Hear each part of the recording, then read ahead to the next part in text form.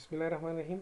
मुलगुरो शपथ शपेतम क्लास है अब देख क्लास के मुंता सुरजु abstraction bani या abstract classes bani मुकम्मल मजीद नूर कार का उसे मतलब नो दिल तक किता सो गोरे मंगम पजड़ा वीडियो के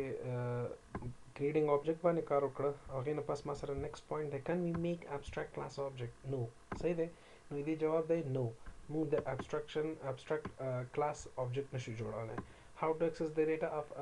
abstract class through child class है child class bani बता सकते او بل غټه خبره دا وکم ګوره که تاسو چې ته دا سوالونه چې دا ټول د انټرویو لیول سوالونه دي ما په مختلفو ملکونو کې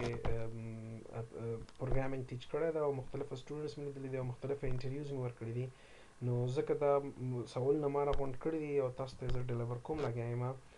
نو دا اصل کې انټرویو لیول سوالونه دي صحیح دا انټرویو کې درنه ډېر زیات تپوسونه کوي د دې لپاره کې چې can we make abstract class object so no Kan پوښتنه چې how to access the data of abstract class through child class clear there okay is it possible to declare the main method in abstract class دې سوال جواب دی yes ته کولای شې چې یاره for example main method په abstract class کې هم assign کې for example دا class ما سره اوس normal class دی سمه ده نو زه راځم همدا class کړه چې ته abstract کما abstract نو ته کولای شې چې د دې سو کې کولای شې چې مین مطلب پدې کې استعمال کی یعنی مطلب ما دا کلاس زبل کلاس نه جوړوم ابستراکټ کوم نه په دوم دا کلاس خپل ابستراکټ مې کړ نو زه کولای شم چې سو کما ګوره پیست زبر شم ته چې ویلکم ټو سری بهادری ویډیوز کلیر جاوا لرنینګ ویډیوز کلیر دا نو ګور دا اوس د دې کلاس دا کلاس ما سره کوم کلاس دی نورمال نه دی ابستراکټ کلاس دی نو په ابستراکټ کلاس کې ما سره چې دی مین میتھډ دی مین میتھډ چې دی ما سره یو نورمال میتھډ دی نو زه دا رن کوم دا وګورئ تاسو کار کوي لګیا دی اوس دلته کې سوال دا دی که فور ایگزامپل په دې کلاس کې ما سره بل څه شي که په دې کلاس کې ما سره یو بل میتھډ دی فور ایگزامپل زه وایم چې public void فور ایگزامپل ما واخسته m1 صحیح دی که نه یا ویلکم میسج یا ورته چې m1 مې واخیستی دی یا m1 مې واخیسته نو دا ما سره چې دی یو نارمل میتھډ دی د دې فنکشن نه د دې میتھډ نه بهر سمه ده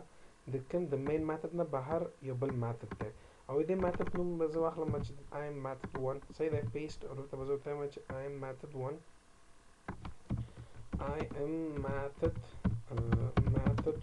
صحیح دی که نه دا مې واخیسته نو اوس زه غواړم چې دغه میتھډ کال کړم په مین فنکشن کې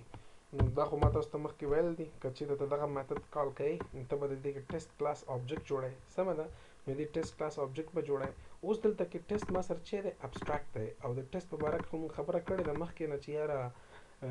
کوم کلاس چې ابستراکټ دی ته به د هغې آبجیکټ نشي جوړولی نو زه به اوس څه کوم دا به څنګه اکسس کوم دا شی دا میتھډ به زه څنګه اکسس کوم کلیر دی نو په دې هسې حالت کې به ته کولی شې چې یاره دغه میتھډ څه که ماته دا میتھډ ماته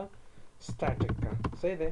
نو ګوره ښه که زه بغیر د دې نه دا ډایرکټ اکسس کوم دا نه اکسس کېږي ګوره زه دلته اخر راشم ورته وایم چې یاره په دې مین میتھډ کې ماته کال که m1 نو m1 څه شی دی m1 ته نشي کولی ډایرکټ کال کړي او که ته د ټیسټ کلاس آبجیکټ جوړوې آبجیکټ از اکول ټو نیو ټیسټ او د دغه طریقې نه ته لکه څنګه چې تر اوسه پورې مونږ کول صحیح ده که نه تر اوسه پورې دا پروګرام مونږ کار کوو او هغې نه پس ما اخیسته چې آبجیکټ ډاټ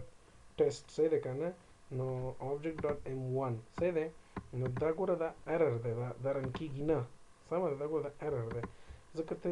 ټیسټ کلاس آبجیکټ نشي جوړولی ولې هغه ابستراکټ دی نو بیا ته دا څه وکړه دا ډایرکټ سټاټک کا او ته اوس کولی شې چې دا اکسس کړې زه به راشم دلته به ورته ووایم څه وکړه ماته واخله m1 ډایرکټ ماته اکسس کړه دا ګورئ زه دا رن کوم دا ګوره ما اکسس کوم I am method 1 صحیح شو نو بله طریقه یې دا هم ده چې فار ایگزامپل که ته دا سټاټک نه غواړې صحیح ده که نه ته دا سټاټک نه غواړې نو بیا یو بل کلاس جوړ کړه فار ایگزامپل ما واخیسته چې کلاس A یو بل کلاس مې یو بل ځای کې واخیسته هغه زه د ټیسټ چې کوم ایکسټینس ټیسټ ما سره چې دی هغه میتھډ دی چې کوم هغه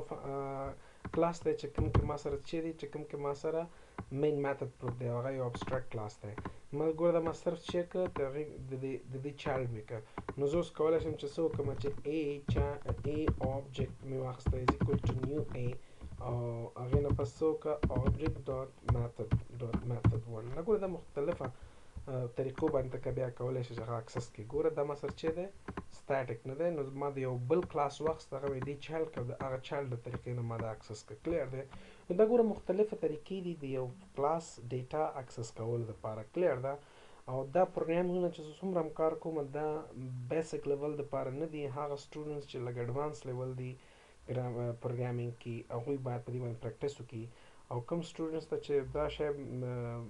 کلیر کیږي نه یا پې پوهیږي نه، نو پلیز لاړ شئ زړې ویډیوز چیک کړئ، تاسو ته بیا دغه مسلې ټولې حلي، په دې کې بیا تاسو ته مشکل نه وي. بیا هم وایم که چا زما چینل تر اوسه پورې سبسکرایب کړی نه وي، نو پلیز چینل سبسکرایب کړئ. ما یوټیوب ظریف بهادري په نوم باندې دی.